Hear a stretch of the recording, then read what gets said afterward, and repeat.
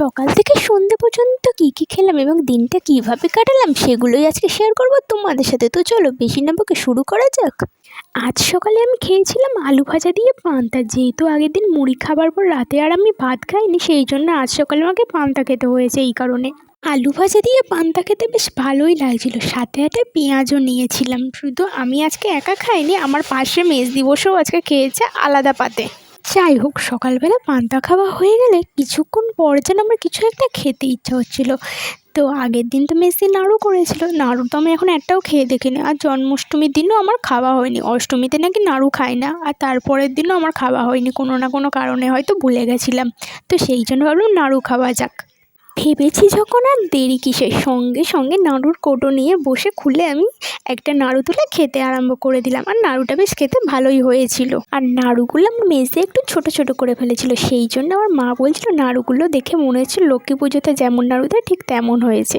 দুপুরে খাবার টাইম হয়ে গেলে বসে পড়ি খেতে। আর আজকে মা রান্না করেছিল আর শুধু আলুর তরকারি। মা মাছ রান্না করবে বলে মাছ নিয়েও রেখেছিল আগের দিনকে, যেহেতু বাবা বাড়ি আসবে তো সেই জন্য।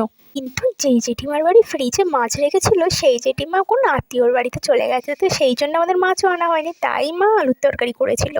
যাই হোক, দুপুরবেলা খাওয়া দাওয়া করে তারপরে আমি আর মেজদি দুজনে মিলে চলে যাই দিদার বাড়িতে। দিদা ডেকেছিল কারণ তালফুরুলি করার জন্য। দিদা এমনি মেজে টিজে মেখে ভালোভাবে রেখেই দিয়েছিল, শুধু মেজদিকে বলেছিল একটু তালফুরুলিটা ভেজে দেওয়ার জন্য। তাই আমরা দুজনে মিলেই চলে গেছিলাম দিদার বাড়িতে। ভাবলাম মেজদি তালফুরুলি করবে আর আমি দিদার বাড়িতে কিছুক্ষণ টিভি দেখে তারপরে পড়াতে যাবার টাইম হলে চলে যাবো পড়াতে।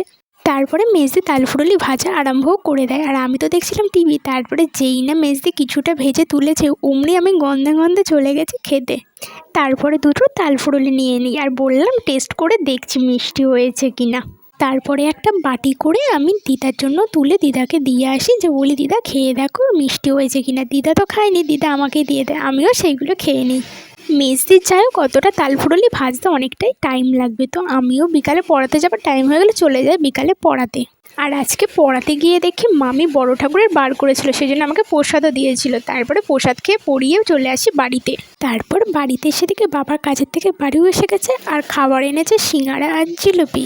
বাবা যেহেতু আগে প্রায় সিঙ্গাড়া আনতো, সেই জন্য সিঙ্গাড়া খেয়ে খেয়ে আমার আর ভালো লাগে না, সেই জন্য আমি জিলিপি নিয়ে বসে পড়ি জিলিপি খেতে। তো আজকের জন্য এইটুকুই, দেখা হচ্ছে নেক্সট ব্লগে।